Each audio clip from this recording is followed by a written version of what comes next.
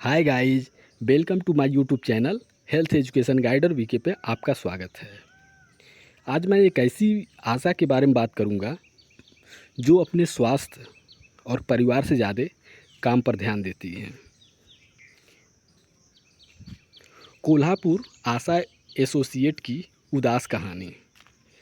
ग्रामीण महाराष्ट्र में महिला स्वास्थ्य कर्मियों के मानसिक स्वास्थ्य की स्थिति ठीक नहीं है, क्योंकि जलवायु परिवर्तन और काम के वजह से काफ़ी दबाव में रहती हैं। इस पर हम विस्तार से बात करेंगे, लेकिन अगर आप मेरे चैनल पर नए हैं तो चैनल को सब्सक्राइब कर लीजिए, लाइक कमेंट शेयर करिए।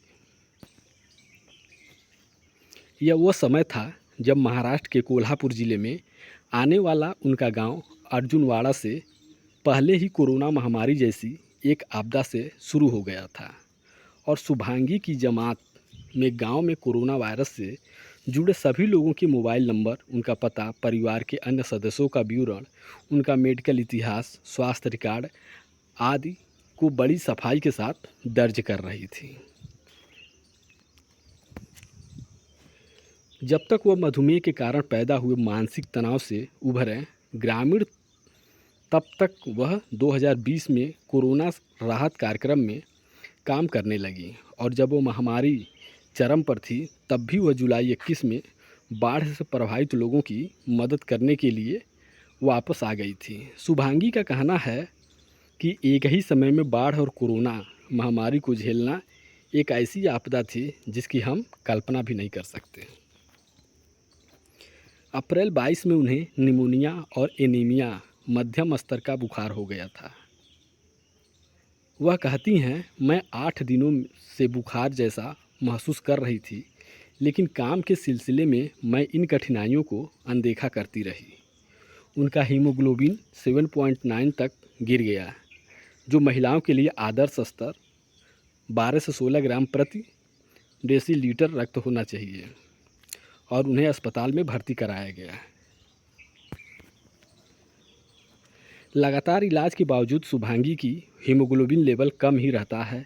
उन्हें चक्कर आता है और थकान की भी शिकायत रहती है, लेकिन उनका ठीक होना या आरामदेह होना दूर दूर तक नज़र नहीं आता। उनका कहना है, एक आशा कार्यकर्ता के रूप में, लेकिन हमें ये आशाएं मिलती हैं कि हम लोगों की सहायता करते हैं, हम पूरी तरह से स्थिर हो जाते हैं।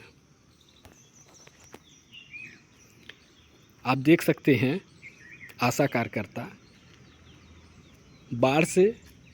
बाढ़ में रानी को कोहली बाएं का घर क्षतिग्रस्त हो गया है, उनके बाद भी वह भेड़ावड़ रेटिंग कोरोना महामारी के चरम पर था और एक आशा कार्यकर्ता की दर की जांच कर रही थी। काम के भारी बोझ के बीच हर एक आशा कार्यकर्ता एक गांव में 1000 लोगों के लिए 70 से अधिक स्वास्थ्य देखभाल कार्यकर्ताओं को शामिल करती हैं, जिसमें सुरक्षित संगठन और सार्वभौमिक टीकाकरण सुनिश्चित करनी शामिल है। इतने सारे महत्वपूर्ण दस्तावेज़ों को सारांशित करने के बाद भी इस स्वास्थ्य दस्तावेज़ को बहुत कम वेतन मिलता है और उनका शोषण भी होता है।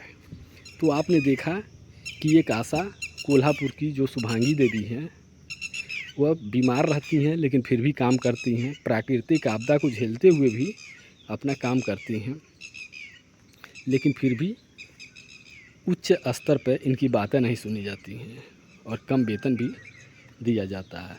ये हाल लगभग अधिकतर आशाओं का है, जिसमें सुधार होना चाहिए। तो ये जानकारी आपको कैसी लगी कमेंट करके ज़रूर बताइए और अगले वीडियो में एक और जानकारी के साथ मिलते हैं। तब तक के लिए नमस्कार।